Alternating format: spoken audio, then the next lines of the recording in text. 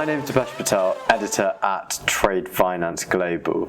Today we're at ITFA's 50th annual conference held in Limassol, Cyprus. I'm delighted to be joined by regular contributor Rebecca Harding, who is Managing Director of Rebeccanomics, and also Rebecca sits as co-chair of the ESG board of ITFA. Rebecca, welcome to Trade Finance Talks. It's lovely to be here, Deepesh. I guess let's take a bit of a step back because trade continues to change, and the accelerating pace of that is quite hard to grapple sometimes. What's going on in the world of trade today that's perhaps different from the last year or two? So I think what's happening at the moment is an acceleration of that sense of deep uncertainty. I was at an event a little while ago and somebody said, risk is just not having enough information. Actually, no, risk is insurable. Risk is something you can do something with. You have information, you can do something with it. Uncertainty is when you don't have enough information. And at the moment, what we're seeing is increased use of sanctions, increased use of export controls, increased use of economic levers for coercion, for influence, and all of the things by governments, and all of those instruments go through international trade. And you know as well as I do, I've been talking about trade weaponization for a long time. But the issue now that's different is that we are beginning to see economic levers being used as instruments by national governments where they weren't being used in the past in the same way, to gain power, to gain influence and so on. So in a sense, trade has become strategic, and that's a very important shift. And it's happened since Russia invaded Ukraine. Thank you very much. And I guess, what do you think is going to be different in the coming year or two, given the enormity and volatility of those world events, and also some of the supply chain disruptions that never seem to end? Yeah. So I think what's really different about all of this is the fact that for a long time I've talked about banks as foot soldiers, and banks are foot soldiers because they are implementing the sanctions that come from national governments, and that's been the case since time immemorial. We're now in this environment where you've got Houthi rebels bombarding ships in the Red Sea. That's creating huge disruptions. You've got to supply chains. You've got China actually disrupting ports at the moment. You've got all of these things that are going on and creating supply chain issues. And I think one of the things that we're seeing is that banks aren't necessarily just implementing anymore. These mechanisms are being used through banks. So somebody from the security environment said to me, well, banks aren't foot soldiers anymore, banks are tanks. They're actually the weapons themselves, and they don't realise that, and that is what is shifting. So banks need to take, in the trade finance space in particular, a far more strategic overview of what's happening so that they know how to react, and so that they've got direct lines into government to know exactly what they should be doing in this space. So from foot soldiers to tanks, it's quite a journey. What would you say is actually happened to trigger this series of events that have put banks into this situation? So I think the trigger is very simple. It's Russia-Ukraine. It started with Russia-Ukraine. I mean, we've seen economic nationalism for a long time. Mm-hmm. And that's been going on really since 2016. To some extent, Putin, Xi, Trump, the rise of all of those since 2013 as well. So we've seen this happening for 10 years or more. But what's different is that we have actively used sanctions and export controls to deter a country, and also as a means of defence, if you like, after the Russia-Ukraine crisis. We saw a lot of economic nationalism during COVID, during the pandemic.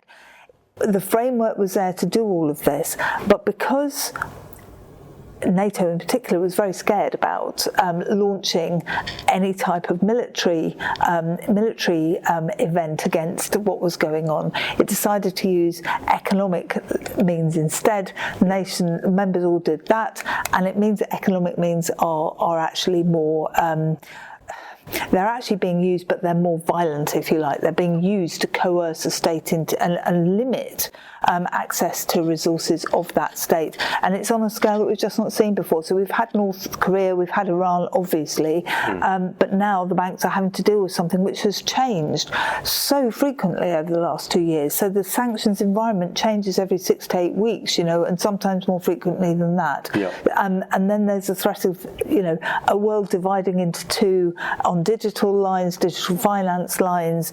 You've got all of these problems, in terms of attitudes towards China. The multilateral world that we all agreed it was the way to go with international trade of a few years ago isn't there anymore. Yeah. It's still there. Globalization is still there, but that multilateral way of thinking isn't being used by governments in the same way, and banks are in the middle of it. Yeah, and I guess as a result of that deep polarization, what would you say the consequences are for banks and financiers, particularly in the world of trade, receivables, and supply chain finance? So particularly in that area, and it comes down to the good things that we talk about all the time. Digital. Where are the risks with digital? Do we know what our supply chains are? Do we know what our risks of cyber attack are? Do we know where all of our supply chains are, our supply chain transparency, deep tier supply chain financing? Do we have any idea what's going on at tier 3 or tier 4? We're talking about investing in Africa, we're talking about sustainability. All of those things are also being weaponized, so you can't use stuff that comes out of Xinjiang at the moment. So it's all of those types of areas where trade is absolutely in the middle of it. And you think of how much documentation flows manually over the desk of an insurance broker or trade credit or a trade finance provider, trade and working capital. You've actually got a huge problem because there is just so much information out there that has to be processed, and there are consequences. So governments are using the regulatory environment, they're using the strategic environment and law, and they're also using this more sort of defence and security framework as well. So it's actually very, very, very volatile and quite scary at the moment. And I guess you've introduced this notion of trade warfare and economic wargaming, and we've now talked about the kind of working capital challenges that this polarization means for banks. But can you talk about what economic wargaming and trade warfare is, and why you think this is important to national security? Okay, so when Russia invaded Ukraine, the reaction of the West, fairly predictably, was immediately to impose a whole load of sanctions, a whole load of export controls, and those have tightened up since.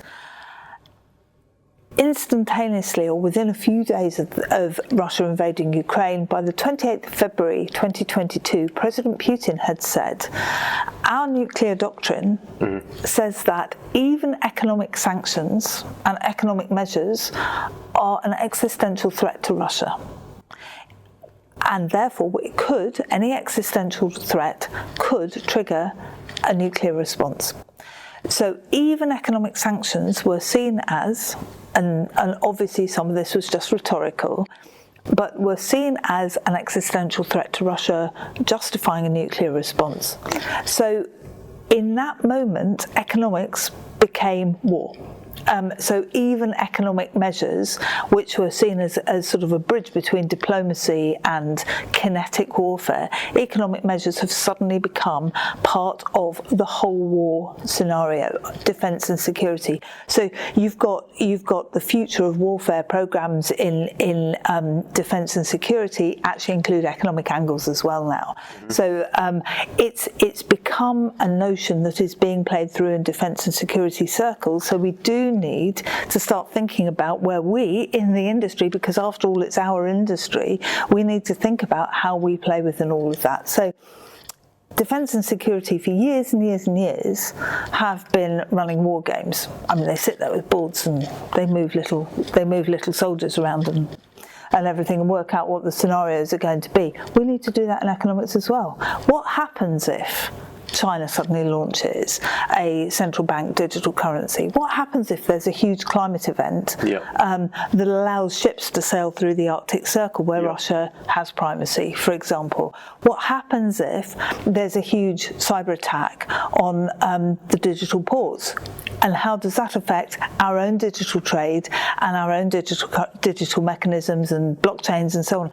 What are the consequences? So these things aren't happening necessarily, or they are happening but they're not all joined together, and we're not thinking about what the risks are. So, you know, do you take geopolitical risk insurance? Just been talking about that in the session just now. Do you take geopolitical risk insurance?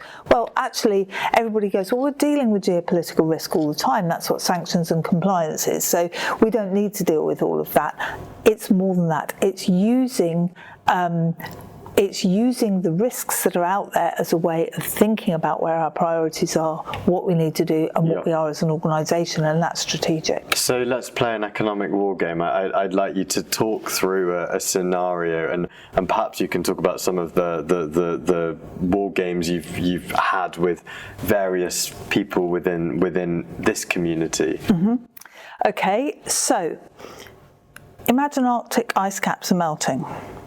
And imagine that China and Russia have invested heavily in infrastructure to send cargo ships through the Arctic Circle. And China has invested a huge amount of money in an Arctic Belt and Road. It was talking about that only a few years ago, so it's entirely possible, and puts money into Aberdeen. And suddenly large numbers of ships can go through, and of course what happens is that accelerates methane. It accelerates melting, which means that the ice sheets under the Arctic Circle are very, very fragile. It could lead to methane explosion. So you have a climate risk and a geopolitical risk and a geoeconomic risk, because Russia has primacy. It has its nuclear weapons placed on the edge of the Arctic Circle. It has more icebreakers than we do. But of course, the more icebreakers that go through the Arctic Circle, the more the Arctic Circle becomes ice cubes, and they melt more quickly than large blocks of ice. So China then comes in with money through and invests in Aberdeen as a port, for example, to be a port, and says, we're going to price everything in digital renminbi. All the trade that goes through that route is in digital renminbi. So that's where the economics of all of this starts, because suddenly all of China's trade, and China is already pricing a lot of its trade in renminbi anyway, around 47% of its trade is priced in renminbi. So suddenly we've got this situation where China is saying, okay, you've got the Electronic Digital Trade Act, everything is digital, now we're doing all of this and we're going to help you with all of that, we'll invest in Aberdeen and we'll price everything in digital renminbi. What happens to the euro? In that scenario, what happens to the US dollar in international trade? Because suddenly the international rules-based order could be Chinese renminbi based and not US dollar based. So the response of the US government, of course, is to invest massively in quantum technologies so that it can launch its own. But let's just say it prices into the currency energy. So it's actually a green currency. It is literally the greenback. So its digital currency has energy in it. Now, what do you do as a bank? How do you hedge? What do you do? Do you use the digital renminbi? It's a dirty currency. It doesn't have sustainability built in, whereas the US greenback does. Digital currency, it creates a new type of currency war, but equally a new type of mutually assured destruction. But because it's digital and China wants everything to be going through the Arctic Circle, what happens if there's a supply chain shock that comes through a cyber attack on the digital ports that are also using digital currencies? Just think about what that might mean in terms of payments, in terms of supply chain, in terms of the products you're offering to clients. Do you want to suddenly start talking about inventory finance again? Because we're looking at a situation similar to the COVID one where we have huge port blockages. Then what happens if the US digital dollar starts to depreciate because China has invested in technology around energy transition? Maybe the Fed might choose to have interest rates that are embedding green factors, so preferential interest rates for companies that and investments and treasuries and so on that have green factors in there. It's not beyond the bounds of possibility. What happens then if there's a methane explosion and it melts ice caps more quickly? Where are we? We've got this huge trade conflict, we've got supply chains blocked all over the place, and China, there's a huge methane explosion, temperatures rise, and from the Arctic Circle, temperatures rise, and China has to start moving its population through its Belt and Road outlets that are further north into Central Asia. Conflict comes from all of that. Now, what do you as a bank do? Where should you be placing your risks? Which countries should you be working with? And so within defence and security, those are all geopolitical questions. Within our world, those are all trade questions, because it's supply chains, it's the risks of digital, it's the risks of ESG investing. How do you manage all of your ESG lending around that type of thing? So it provokes thought. It's a way of thinking strategically. Just game it, and that's it. No, I mean not just something that Mr. Powell should be thinking about, because banks and businesses have really got to start thinking. But given that this could have fundamental changes to their trade business models, how would you say banks, FIs and businesses and other actors within trade and supply chain financing should prepare?